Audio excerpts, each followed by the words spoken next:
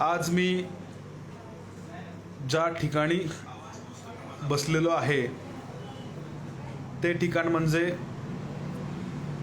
आपले रयतेचे राजे छत्रपती शिवाजी महाराज कोविड हॉस्पिटलमध्ये बसलेलो आहे। अल्पावधीमध्ये अत्यंत कमी काळात राज्याच्या कानाकोपऱ्यात आपल्या सर्वांच्या आशीर्वादाने प्रसिद्धीस मिळालेलं हे मला वाटतं जगाच्या पाठीवरचं पहिलं हॉस्पिटल असेल। आपण इतकी वर्ष मी माझ्या प्रत्येक बोलण्यामध्ये सांगत असतो की किमान किती लोकांना आपण मदत केली, किती लोकांची ट्रीटमेंट फ्री केली, किती लोकांची ऑपरेशन्स फ्री केली, किती लोकांना औषधं फ्री मिळवून दिली, याची जरी बेरीज केली तरी ती बेरीज 200 कोटी रुपयांपेक्षा जास्त रकमेची असेल। 100 किडनी ट्रान्सप्लांटच्या रुग्णांचे जरी फ्री ऑपरेशन करायचे हिशोब केले तरी एक ऑपरेशन 10 लाख रुपयांचं, 10 लोकांचे 1 कोटी होतात। 100 ऑपरेशनचे 10 करोड रुपये होऊ शकतात। अशी अनेक लोकांना मदत केली आणि मागच्या काळामध्ये तुम्हाला माहिती आहे सगळ्यांनाच, गेल्या वर्षीची पहिली लाट असेल किंवा येत्या 2 महिन्यामध्ये निर्माण झालेली ही दुसरी लाट असेल, या सगळ्या काळात ज्यावेळी बेड, इंजेक्शन, औषधं, ऑक्सिजन याची मारामार सुरू झाली आणि लोक हॉस्पिटलच्या पायऱ्यांवरती त्यांचा प्राण सोडायला लागले, जीव गमवायला लागले, हतबल झालेली माणसं हॉस्पिटलच्या पायरीवरून थेट स्मशानभूमीकडे रवाना व्हायला लागली, अशा काळात आपण हे सगळं सुरू केलं। मला लोक म्हणाले, शिवाजी महाराजांचं नाव देण्यामागचं प्रयोजन काय, कारण काय, का दिलं, भूमिका काय याच्या मागची। त्यावेळी मला असं वाटतं की आज जर शिवाजी महाराज असते तर सगळी कामं बाजूला ठेवून त्यांनी हॉस्पिटल उभारलं असतं। सगळी कामं बाजूला ठेवून त्यांनी हॉस्पिटल उभं केलं असतं। मग आज आपण जे हॉस्पिटल उभं केलंय त्याला शिवाजी महाराजांचंच नाव का देऊ नये, आणि यासाठी आपण हे सगळं हॉस्पिटल उभं केलंय। मी आता हॉस्पिटलमधल्या केबिनमध्ये बसलेलो आहे।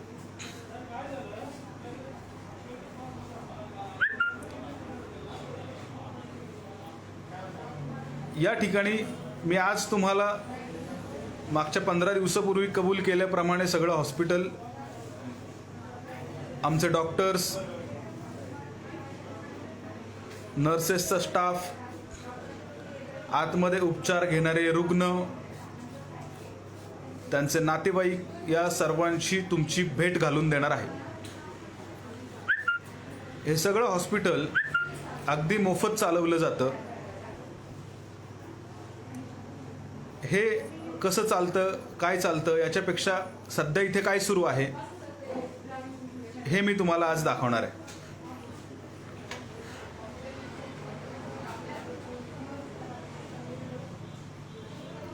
आज जास्त वेळ घेणार नाही, मोजक्या पुढच्या काही काळामध्ये हे लाईव्ह मी संपवणार आहे।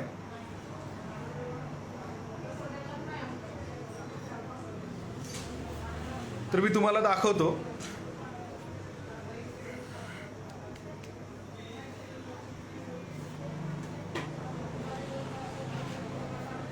दुसरंच घेऊ का?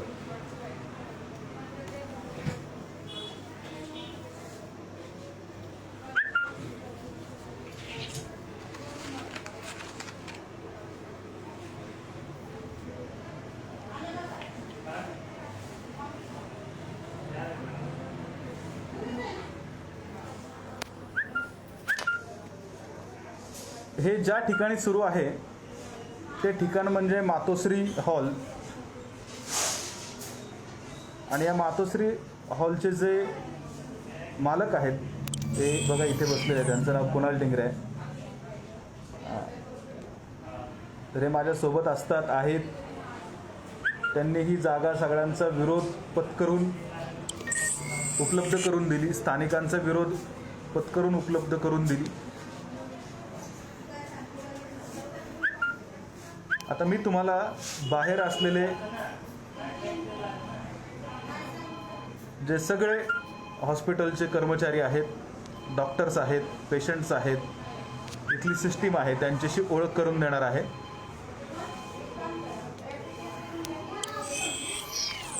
या हॉस्पिटलसाठी आमचे रुग्ण हक्क परिषदेचे महाराष्ट्र प्रदेश उपाध्यक्ष चंद्रकांत सरोदे खास लातूरवरून इथे येतात आणि लोकांची मदत करतात. ते इथे बसलेले आहेत. मी तुम्हाला दाखवतो. हे बघा इथे.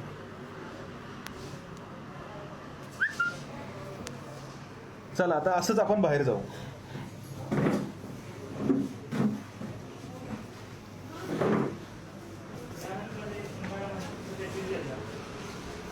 हे बघा असे बाहेर सगळ्या लोकांची गर्दी असते.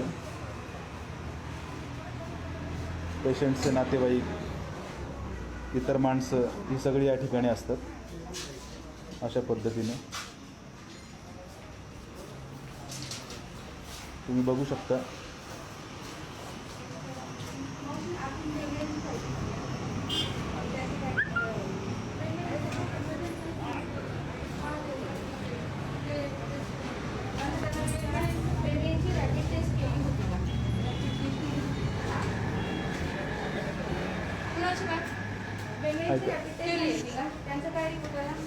असं बघ.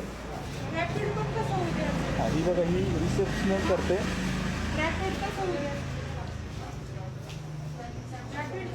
त्या बघा हॉस्पिटलचं सगळं व्यवस्थापन सांभाळतात अर्चना प्रधान. आज तुमची सर्वांशी ओळख करून देतो.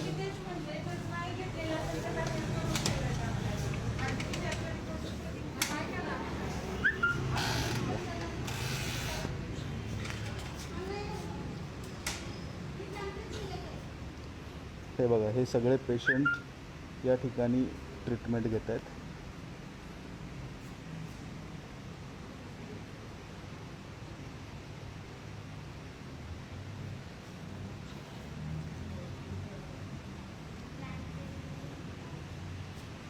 हे बघा यांनी ऑक्सिजन या ठिकाणी लावलेला आहे.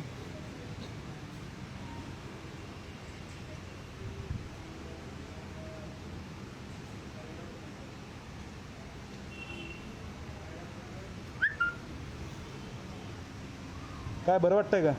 काय नाव तुमचं? जोसेफ काची नाची. कधी ॲडमिट झालं तुम्ही? आज सकाळी? कल रात को हो गए. अभी कैसी है तबीयत आपकी? ठीक है. ऑक्सीजन लगा है आपको? चालू है अभी? चालू है लेकिन ठीक लग रहा है.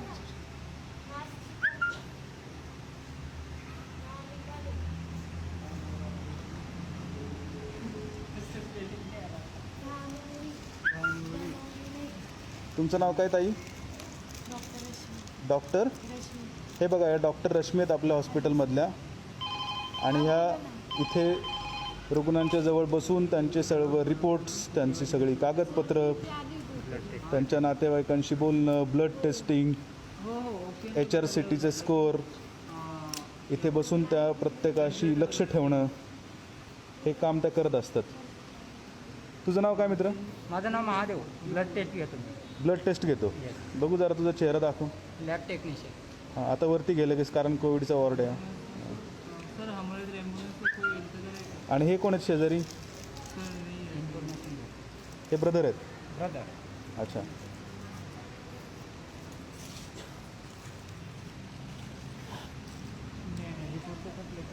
पहिले म्हणजे रिपोर्ट बरं वाटतंय का तुम्हाला? काय नाव तुमचं? निशा नाव आहे तुमचं. कधी ॲडमिट झालं? काल रात्री. आता कशी आहे तब्येत? कधी जाणार घरी? उद्या.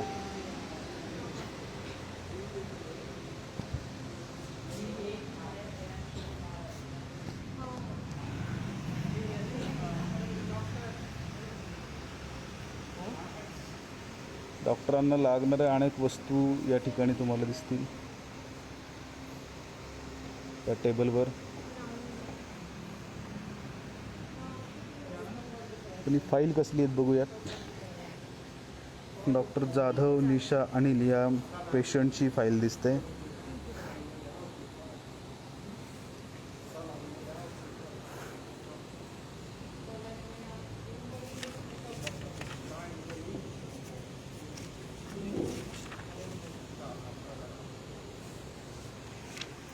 काय परिस्थिती आहे डॉक्टर साहेब इथली? पेशंट आता सगळे स्टेबल आहे. सगळे स्टेबल आहेत म्हणजे कोणाच्या जीविताला असा काही धोका वगैरे नाही आहे आता सध्या.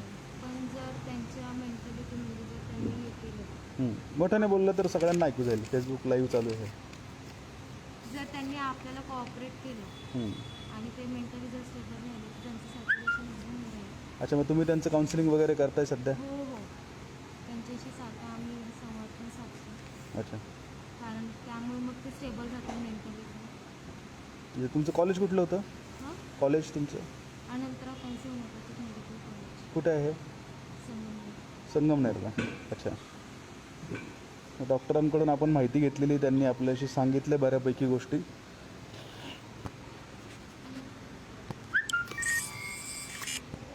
सगळ्याच पेशंटला आता मी काही तुम्हाला दाखवत नाही.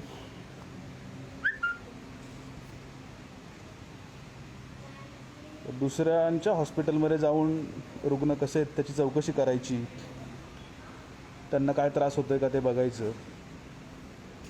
आता आपल्या हक्काच्या स्वतःच्या आणि सगळ्यात महत्त्वाचं म्हणजे तुमच्या सगळ्यांच्या मालकीचं हे हॉस्पिटल आहे, माझं एकट्याचं नाही आहे.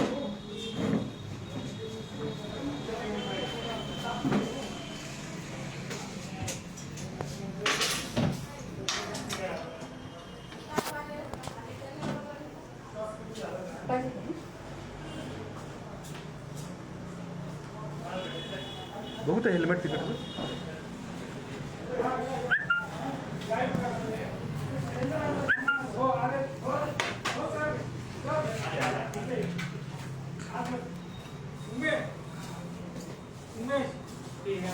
कोण घ्या ना काढून, ते एकच देतात ते सध्या. एक सिलेंडर घ्या, राहिलेले 3 सिलेंडर लगेच हे करा. सर या ना.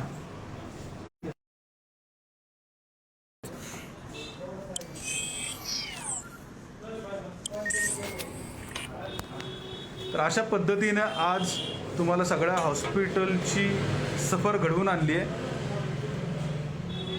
आपल्या हॉस्पिटलमध्ये लेडीज, जेंट्स सगळ्या प्रकारची रुग्णांची व्यवस्था, त्यांचे वेगळे वॉर्ड आणि फक्त ज्यांचं, काही लोकांचं म्हणणं असतं मदत करताना ज्यांचं नाव निवडणुकीच्या यादीमध्ये आहे त्यांचं वोटर ID मागवायचं, वोटिंग कार्ड मागवायचं आणि त्यांनाच मदत करायची. काही लोकांचं म्हणणं असतं आपल्या मतदारसंघातलं असेल तरच मदत करायची. मात्र आपण, तुमचं नाव वोटिंग लिस्टमध्ये असो किंवा नसो, तुम्ही रुग्ण आहात, तुमचा जीव वाचला पाहिजे, तुम्हाला उपचार मिळाले पाहिजेत, ही भूमिका आहे. दुसरी गोष्ट, तुम्ही फक्त आमच्याच मतदारसंघातले पाहिजेत, फक्त पुण्यातलेच पाहिजेत, पुण्यातल्या अमुक मतदारसंघातलेच पाहिजेत असं आमचं काहीच म्हणणं नाही. आमचं म्हणणं आहे की तुम्ही महाराष्ट्रातले कुठले जरी असलात आणि उपचारांसाठी पुण्यात आलात, तुम्हाला कुठेच बेड मिळत नाहीये किंवा दुसरीकडे कुठेच बेड नाही हे शोधण्यापेक्षा तुम्ही थेट इकडे आलात तरी आम्ही बेड आमच्याकडं उपलब्ध नाहीत अशी कुठल्याही प्रकारची माहिती लपवत नाही. बऱ्याच हॉस्पिटलमध्ये बेड उपलब्ध नाहीत असं म्हणून पेशंट वेटिंगला ठेवतात आणि जे श्रीमंत माणसं आहेत त्यांनाच आतमध्ये सोडलं जातं. गोरगरीब माणसांचा अवतार बघून, कपडे बघून, त्यांचा पेहराव बघून त्यांना आत सोडलं जात नाही. आपल्याकडे कोणी जरी आलं तरी त्यांना अगदी मोफत फ्री ट्रीटमेंट, उच्च दर्जाची ट्रीटमेंट, ऑक्सिजन सहित, उत्कृष्ट औषधांसहित सगळ्या पद्धतीचं चांगलं प्रोटीन्स असलेलं जेवण, विटॅमिन्स असलेलं जेवण दिलं जातं.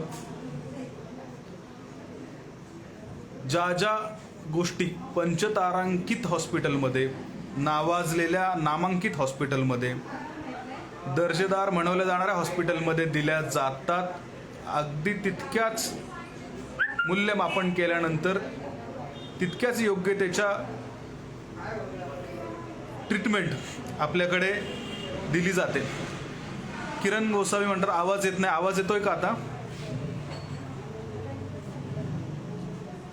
आवाज येत असेल तर सांगावं.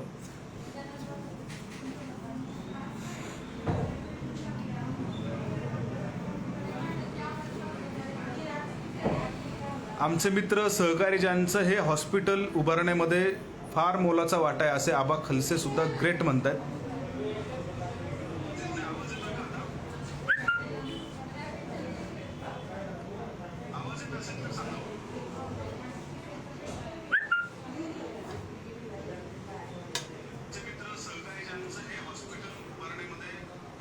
आणि 2 ते 3 दिवसामध्ये करोना पेशंटची परिस्थिती सुधारते, तब्येत सुधारते. उपचारांना विलंब झाला तर जीवाला धोका निर्माण होऊ शकतो, मात्र वेळेत उपचार झाले तर अजिबात घाबरण्याचं कारण नाही. आणि इम्युनिटी पॉवर वाढण्यासाठी लस घेण्यापेक्षा, लस तर उपलब्ध नाहीच आहे, पण लस घेण्यापेक्षा मी तर म्हणाले एकदा कोरोना होऊन गेलेला बरा.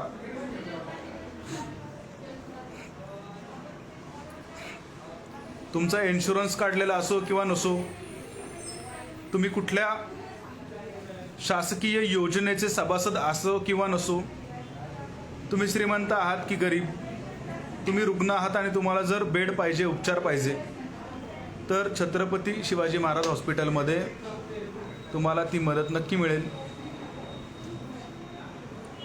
बारामतीचे 3 रुग्ण ॲडमिट आहेत. आसपासच्या जिल्ह्यातील रुग्ण या हॉस्पिटलमध्ये रुग्ण हक्क परिषदेच्या मोफत उपचारांचा विशेष पॅटर्नचा लाभ घेत आहेत. तर हे हॉस्पिटल निरंतर सुरू राहण्यासाठी तुम्हा सगळ्यांच्या आशीर्वादाची, शुभेच्छांची, तुमच्या मदतीची गरज आहे. तुमच्या शुभेच्छा नसत्या, तुमची मदत नसती, तुमचे आशीर्वाद नसते तर हे सगळं पूर्ण होऊ शकतच नाही. त्यामुळे तुम्ही कधीही एखादं दुसरं ठिकाण असतं तर आपण भेटायला, बघायला गेलो असतो, मात्र कोविड हॉस्पिटल असल्यामुळे मोजके लोक फक्त हे बघायला येतात. बाकीचे लोक काळजीपोटी घरी थांबतात. घरीच थांबलं पाहिजे, काळजीपोटी नाही तर घरीच थांबलं पाहिजे आपण सगळ्यांनी. जोपर्यंत हे लॉकडाऊन आहे, लॉकडाऊनला विरोध करणं किंवा लॉकडाऊनचं समर्थन करणं या भानगडीत मी पडणार नाही. मात्र जे कायदे आता लागू केलेले आहेत त्याचं पालन करा एवढं मी तुम्हाला सांगेन. आणि त्या कायद्यांचा आवाज म्हणजे आपण कायद्याचं पालन करणं म्हणजेच घरी राहणं हे सर्वात योग्य आहे असं मला वाटतं. पंकज दिवार रिपब्लिकन नेते म्हणतात तुम्ही काळजी घ्या. शक्य तितकी काळजी घेऊन लोकांची पण काळजी घेण्याचं काम आम्ही सगळेच करतोय.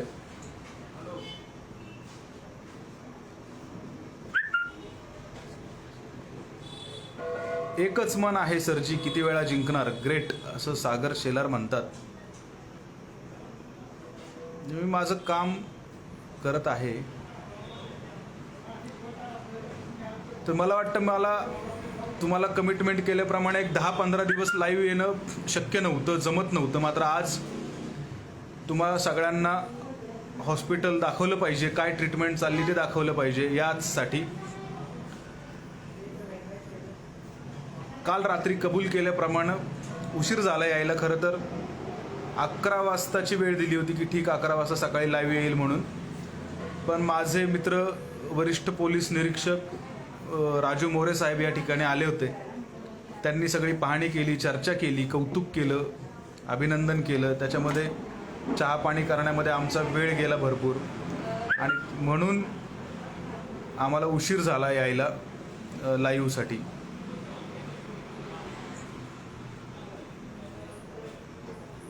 तर आपण पण काळजी घ्या स्वतःची. आणि महत्त्वाचं म्हणजे आपला हक्क आहे, आपण या देशाचे नागरिक आहोत. या भारताच्या घटनेने आपल्या सगळ्यांना मूलभूत अधिकार दिलेले आहेत. अन्न, वस्त्र, निवारा हे आपले मूलभूत अधिकार आहेत. आणि त्यानंतर महत्त्वाचे अधिकार म्हणजे शिक्षण आणि आरोग्य. आता शिक्षण आणि आरोग्यामध्ये आरोग्य हा अत्यंत महत्त्वाचा विषय आहे. जर तब्येत ठीक असेल तर मुलगा परीक्षा देईल, तब्येत ठीक असेल तर अभ्यास केला जाईल. त्यामुळे आधी आरोग्य चांगलं असलं पाहिजे, तंदुरुस्त ठणठणीत असलं पाहिजे. आणि चांगला तंदुरुस्त असलेला सशक्त माणूस अभ्यास करू शकतो, देशाच्या सीमेवर लढायला जाऊ शकतो. आपली गृहिणी भगिनी असेल तर ती पोळ्या लाटू शकते, स्वयंपाक करू शकते, मुलांचं संगोपन करू शकते. पण घरातली आई आजारी असेल, करती गृहिणी आजारी असेल तर तिला ते संगोपन करणं अवघड होऊन जातं. त्यामुळे सगळ्यांची तब्येत आधी चांगली राहिली पाहिजे, सगळ्यांना व्यवस्थित उपचार मिळाले पाहिजेत. आताच्या काळामध्ये बेड नाहीत आणि माझं तर मत आहे की सगळ्यांना ट्रीटमेंट फ्रीच मिळाली पाहिजे. नुसती ट्रीटमेंट फ्री म्हणजे कुठल्या तरी सरकारी हॉस्पिटलमध्ये नाही, तर दर्जेदार आणि चांगल्या पद्धतीची ट्रीटमेंट फ्री मिळाली पाहिजे. याच्यासाठी रुग्ण हक्क परिषदेची चळवळ आहे. यासाठी रुग्ण हक्क परिषद आम्ही निर्माण केली. आणि तुम्हाला सांगायला मला अभिमान वाटेल की रुग्ण हक्क परिषद ही रुग्णांच्या हक्कासाठी लागणारी फक्त आपल्या जिल्ह्यातली नव्हे, महाराष्ट्रातली नव्हे, देशातलीच नव्हे, तर आशिया खंडातली पहिली ISO मानांकित संघटना आहे.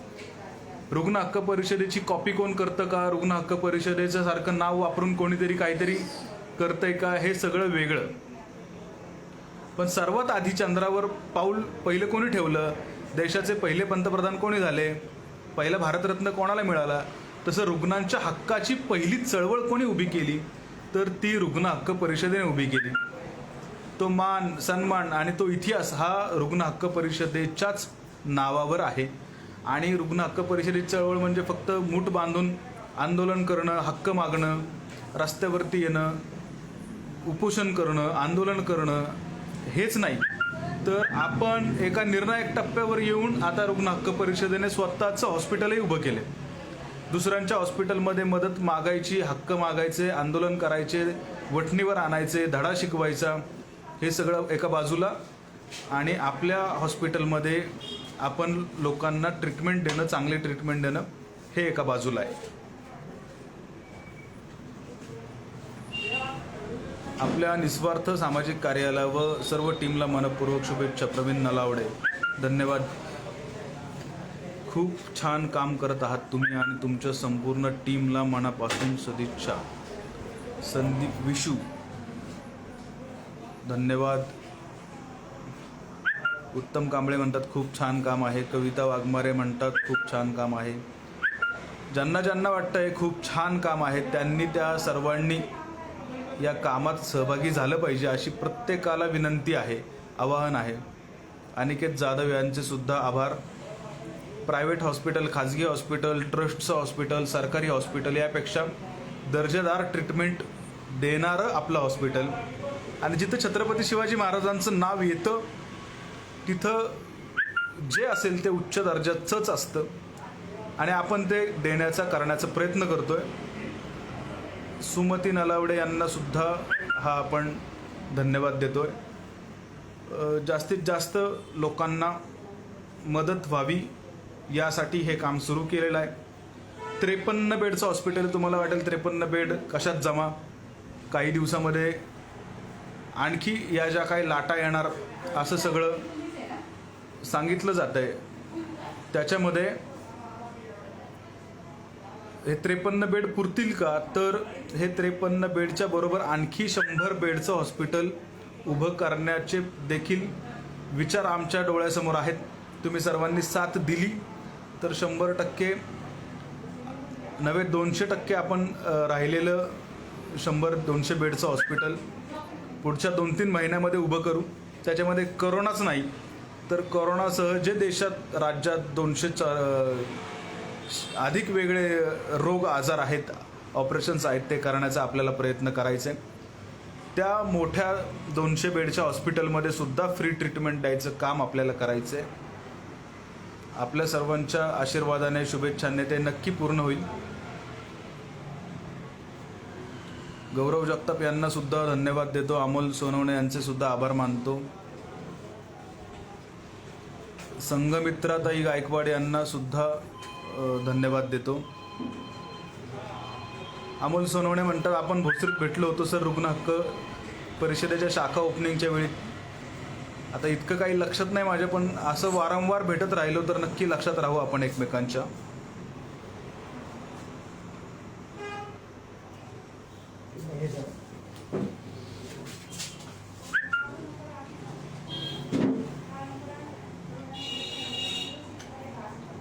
लागेल फॅन.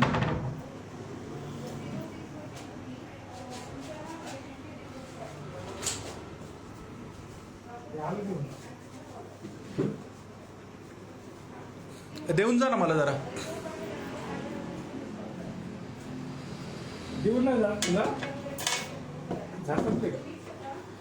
तर आपण बोलत राहू. आपला एकमेकांशी संवाद कायम राहील. आपल्या सर्वांची रजा घेतो कारण मला आपल्या या हॉस्पिटलमधून आता नारायणपेठमधल्या ऑफिसमध्ये जायचं आहे. त्या ठिकाणी आणखी 100 वेगवेगळ्या जबाबदाऱ्या आहेत ह्या हॉस्पिटलची, तर आहेच महत्त्वाची. इथं जास्त वेळ थांबणं योग्य नाही, त्यामुळे मी आपली रजा घेतो. आपण आपल्या एकमेकांच्या संपर्कात राहू. धन्यवाद.